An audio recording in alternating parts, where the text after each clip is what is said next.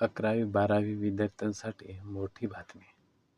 तर आता कॉलेजमध्ये फक्त नाव नोंदून चालणार नाही. बायोमेट्रिक हजेरी बंधनकारक करण्याची चर्चा सुरू आहे.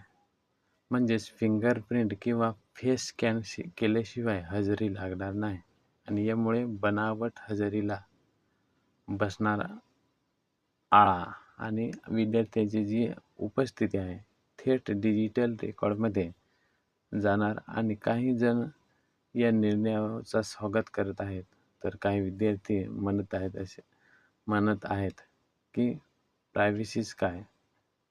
जर हा नियम लागू झाला तर 11वी-12वी च्या लाखो विद्यार्थ्यांवर परिणाम होऊ शकतो. आणि तुमच्या मते बायोमेट्रिक हजेरी योग्य की अयोग्य? कमेंटमध्ये नक्की सांगा आणि शेअर करा.